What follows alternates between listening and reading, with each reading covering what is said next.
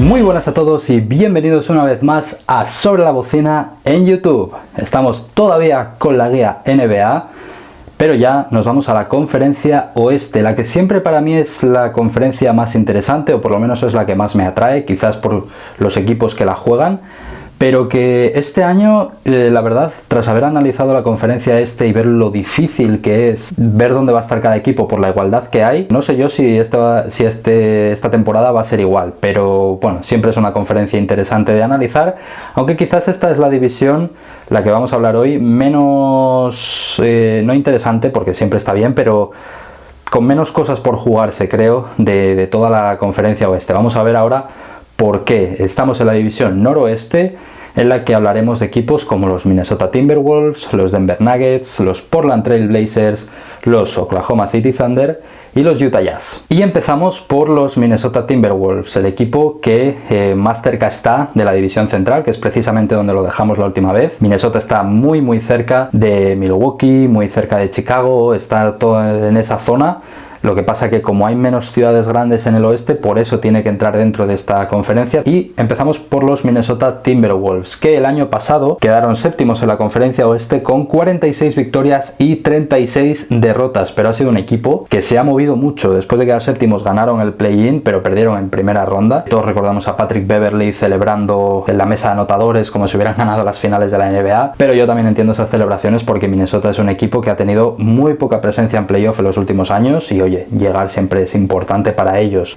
Como digo, se han movido muchísimo este verano y han hecho uno de los bombazos en cuanto a traspasos de la temporada, fichando a Rudy Gobert, uno de los jugadores más populares de la NBA. Es un el pívot francés, muchos lo recordaréis por el Eurobasket. Es enorme, tiene una envergadura todavía más grande que su estatura, lo cual es ridículo. Tiene una envergadura, creo que son 2,36, y es un jugador muy considerado en la NBA por su defensa especialmente, ya que pone muchos tapones, coge muchos rebotes, etcétera. Pero ya veremos ahora, hablaremos un poco más de ello, ¿no? Un gran movimiento uno de los grandes traspasos del verano, el de Rudy Gobert a Minnesota, que también se une a Kyle Anderson de Memphis. Este es un muy buen jugador. PJ Dozier, Bryn Forbes, Austin Rivers, Eric Pascal. Creo que esos nombres son bastante destacados para hacer una plantilla competitiva. Igual no te da para ganar la NBA, pero es una plantilla competitiva. En cuanto a las bajas, pues evidentemente, como siempre digo, si adquieres por traspaso a un jugador como Rudy Gobert, tienes que sacrificar cosas, ¿no? Y en este caso pues sería Malik Beasley, Patrick Beverley, Jared Vanderbilt. Eso es lo más importante. El resto de jugadores, bueno, Leandro Bolmaro, el ex Barça, no es que estuviera teniendo mucha presencia ni jugando mucho. Y lo que digo aquí, la dupla Gobert-Karl Anthony Towns, ese es el CAT. Vamos a ver ahora la plantilla y vamos a entender por qué destaco esta dupla de jugadores. Tenemos aquí entonces en la plantilla quinteto titular: D'Angelo Russell,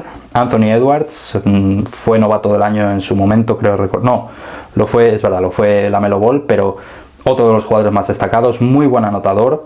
Kyle Anderson, que acaba de llegar, Karl Anthony Towns y Rudy Gobert. En el banquillo, Bryn Forbes, Eric Pascal, Jaden McDaniels, Austin Rivers, Taurean Prince, Naz Reid. Bueno, como digo, una buena plantilla que no está nada mal, pero que tiene ciertas preocupaciones. Yo, si fuera entrenador de los Timberwolves, tendría ciertas preocupaciones. Lo primero, Karl Anthony Towns y Rudy Gobert. ¿Cómo va a funcionar esa pareja? Son dos pivots muy pivots. Sí que es cierto que Karl Anthony Towns es quizás el mejor pivot, el mejor tirador, o el pívot mejor tirador de toda la NBA, campeón del concurso de triples creo la temporada pasada, y es un gran lanzador de tres, pero también es un tío muy grande, que también postea bastante, que coge muchos rebotes, y a ver cómo funciona esa pareja, porque es que Karl Anthony Towns era la referencia grande y ahora tiene una referencia más grande que él, que encima Rudy Gobert no sabe tirar de lejos, con lo cual Towns va a tener que pasarse al 4. Otro tema también importante, no suele funcionar los equipos tan grandes en la NBA, por lo menos en los años actuales. Suele ir mejor aquellos que practican lo que se llama el small ball, jugar con 4 pequeños y uno un poco grande pero que tampoco sea enorme, y esto es completamente la antítesis del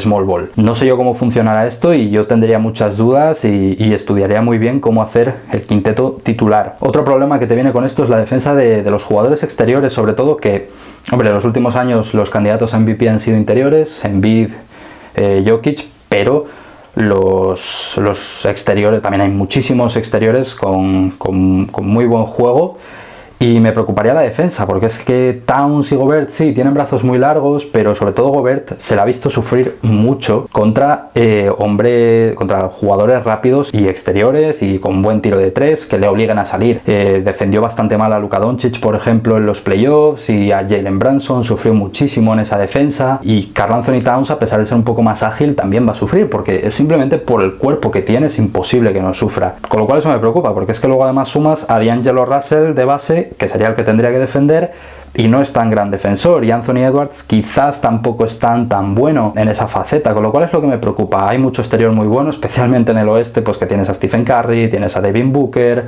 es un montón de jugadores rápidos y pequeños que te van a poner en peligro, y no sé yo cómo funcionará esa fórmula. Aún así, récord de la temporada, creo que van a ganar unos 45 partidos y a perder 37, con lo cual sería incluso uno menos. Es que hay tanta competitividad que quedarían prácticamente iguales que el año pasado y quedarían octavos. Bajo mi punto de vista, es que hay tanto equipo también en el oeste que puede quedar por encima de ellos, que debería quedar por encima de ellos, que además, como no me termino de fiar de tanto interior, es por lo que los tengo que poner ahí, con lo cual llegarían a primera ronda, pero creo que perderían el primer partido de play-in contra el séptimo, luego en el segundo ya sí que ganarían, entrarían en primera ronda, pero ahí se quedarían. Parece que el equipo es mejor, pero como no sé yo cómo va a funcionar eso, no me termino de fiar de estos Timberwolves. Pasamos ya rápidamente a los Denver Nuggets, equipo que la temporada pasada tuvo un récord de 48 victorias y 34 derrotas, fueron sextos en la conferencia oeste, pero perdieron en primera ronda contra los Golden State Warriors. También se han movido mucho más de lo que yo pensaba, han sumado nuevos jugadores destacados: Kentavious Caldwell-Pope, Bruce Brown, DeAndre Jordan, Ish Smith, el resto ya casi todos son rookies, y luego han sufrido bajas como la de Will Barton, Bryn Forbes, que precisamente se fue a Minnesota, acabamos de verlo, Jamaica Green, Facundo Campazzo, DeMarcus Cousins, Monte Morris, Austin Rivers. Bastante movimiento, la verdad, más del que yo me esperaba en este equipo, pero lo importante es la vuelta de Michael Porter Jr. y Jamal Murray. El año pasado no jugaron ni un partido ninguno de los dos, y aún así llegaron a ser sextos, gracias sobre todo a Nikola Jokic. Hay que esperar, que además es que hemos visto, sobre todo en la burbuja y en aquellos playoffs del 2020, lo bien que lo hace Jamal Murray con Nikola Jokic, lo bien que funciona ese equipo, y cuando Michael Porter Jr. está enchufado y está acertado y empezando a meter los tiros, es un equipo muy bueno y que te mete muchos problemas. Vamos a ver entonces el quinteto titular: Jamal Murray, KCP, Kentavious Caldwell-Pope, Michael Porter Jr. en el alero, Aaron Gordon, que fue un muy buen traspaso de hace 2 temporadas me parece, y Nikola Jokic. Luego en el banquillo Bones Highland, un novato que nadie esperaba que fuera a hacer nada y de repente empezó a hacer partidazos y a gustar mucho, con lo cual uno de los más destacados. Bueno, Bruce Brown, Jeff Green, que ya lo ha hecho anteriormente muy bien en Denver, Ish Smith. Bueno, no tiene un mal equipo, y sobre todo lo más importante, lo dicho, es la vuelta de Jamal Murray y Porter Jr. Esto provoca que Jokic vuelva a estar otra vez rodeado de gente, que pueda rendir a un mejor nivel, pues eso, con tanto buen jugador a su alrededor, y yo creo que esto mejorará sin duda al equipo. Récord de la temporada: 49 victorias, 33 derrotas, y serían quintos. Subirían un puesto, y creo que esto les podría hacer llegar a unas semifinales de conferencia en playoff. Evidentemente, lo que siempre digo, quedando quintos no tendrían el factor cancha a favor, pero estarían muy igualados. Eso quiere decir que están muy igualados con el cuarto puesto, con lo cual a la mínima que ganes un partido fuera de casa, ya tienes el factor cancha a tu favor, puede solucionarte la temporada ese enfrentamiento y llegar a semifinales. Creo que tienen los hombres necesarios para hacerlo. Seguimos con los Portland Trail Blazers, un equipo que la temporada pasada terminó con un récord bastante malo: 27 victorias, 55 derrotas, 13º en la conferencia oeste. Pero otro de los grandes fichajes del verano, traspaso creo que fue el de Jerami Grant, un jugador muy destacado que lo hizo muy bien precisamente en Denver hace 2 campañas y firmó por un gran contrato en Detroit, en un equipo que no aspiraba mucho. Consiguió su dinero, que era lo que quería, y ahora vuelve a un equipo que en teoría podría ser competitivo. Vamos a ver su plantilla, o sus nuevos jugadores, mejor dicho. Aparte de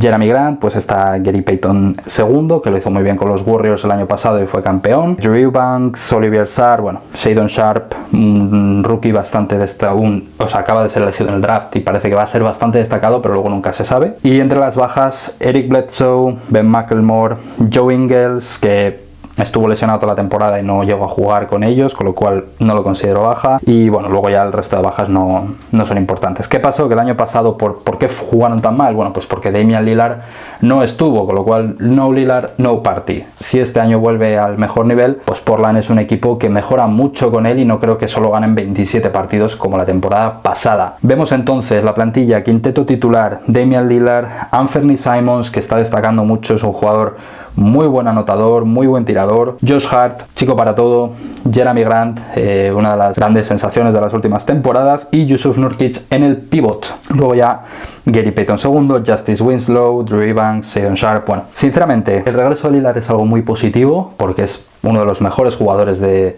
la NBA, ya no solo de Portland, sino que es de la NBA en general, y además es un tío que si necesita meter 50 puntos para ganar un partido te los va a meter, no tiene ningún problema y lo ha hecho en el pasado. Pero es que luego el resto de la plantilla me deja un poco frío. Es que Anthony Simons no es malo, pero no es alguien de quien yo me fiaría para una temporada entera, para que te lleve a lo más alto.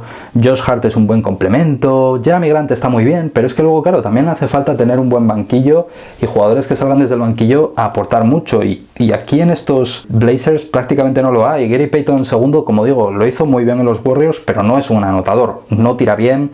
Lo único que tiene un muy buen salto para hacer mates y hace muy buenos mates, y sí, de vez en cuando en la esquina mete sus triples, pero no es un tirador, no es uno de estos jugadores que explicaba el otro día con Filadelfia, de defensa a la esquina y tirar el triple. No es tan buen triplista como para hacer eso, con lo cual creo que me faltan cosas en Portland. Si vemos movimientos, la cosa puede mejorar, si no, me dejan un poco frío. Con lo cual, el récord de la temporada: 39 victorias, 43 derrotas, récord negativo, pero ¿qué les daría para ser décimos en el oeste? Y eso les llevaría a play-in. Sin embargo, como ya dije, Minnesota sería el equipo que entraría después de perder el primero, con lo cual yo creo que ahí se van a quedar en play-in, excepto lo de siempre: que Damian Lillard vuelva a hacer un partido de 50 o 60 puntos, como ya hizo anteriormente, y consigan llegar a más.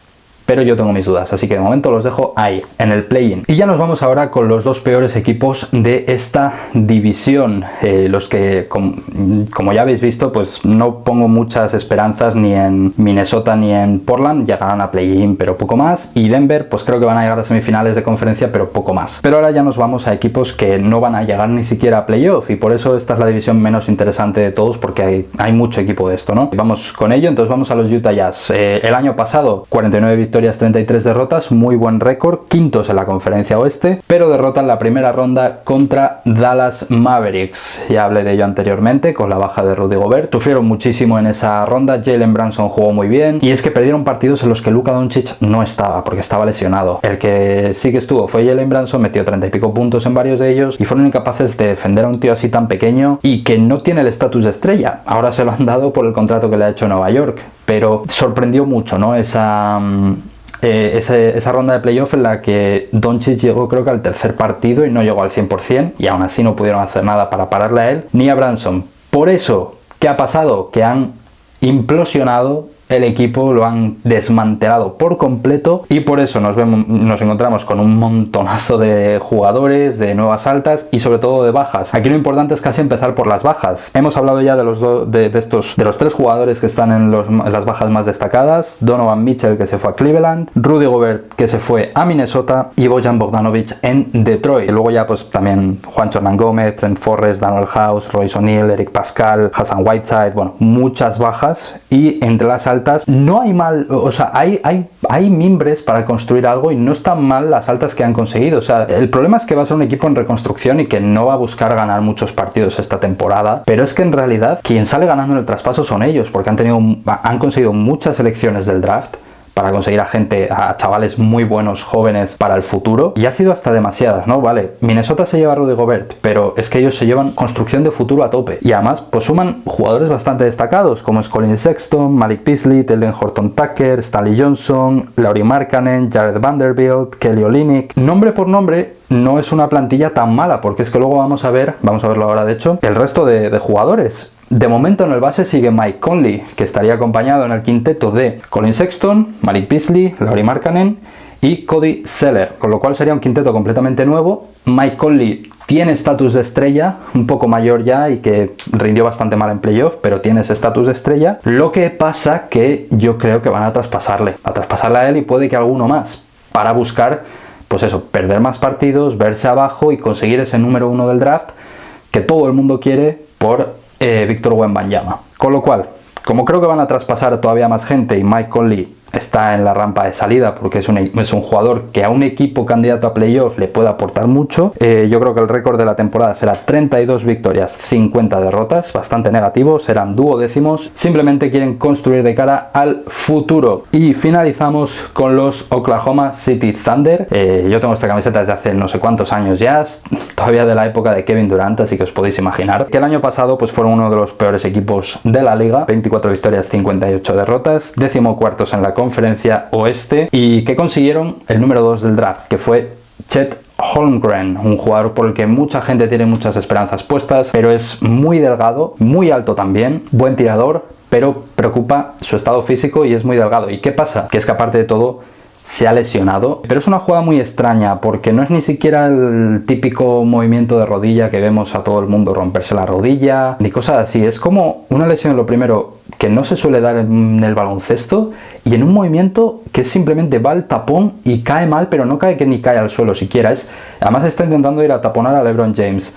Es en un partido de exhibición donde se supone que hay mucho menos contacto y que no vas a forzar por precisamente lesionarte. No sé, es todo muy raro. Y es una de las cosas que a mí más miedo me daba sobre Chet Holmgren viéndolo como es, porque es que, de verdad, está demasiado delgado para ser un jugador NBA, es un problema. Y tiene que ganar mucha masa muscular, y se ha visto porque esta lesión es tan poca cosa que te demuestra que es un tío muy endeble. Y preocupa un poco. Aparte de Chet Holmgren, pues bueno, mucha gente joven, mucha gente en el draft, Jalen Williams, luego pues firman a Trey Burke, a Marquise Chris, otro Jalen Williams que se escribe casi igual, pero se escribe diferente, pero se pronuncia igual. Bueno, David Nwaba, bajas, bueno, Derrick Favors, Ty Jerome, no hay prácticamente nada que destacar las bajas, pero lo dicho, un año entero sin Chet. ¿Qué plantilla nos queda entonces? Pues base y escolta titular que se van a ir, yo creo, moviendo. Tenemos a Josh Giddey y Shai Gilgeous-Alexander, un jugador que cada año va más y está destacando mucho, y a toda la NBA le encanta porque además está demostrando mucho talento. Luguentz Dort, que precisamente fue a Arizona State, a la universidad en la que yo estuve, gran defensor que al principio tiraba fatal y de repente está empezando a tirar bien.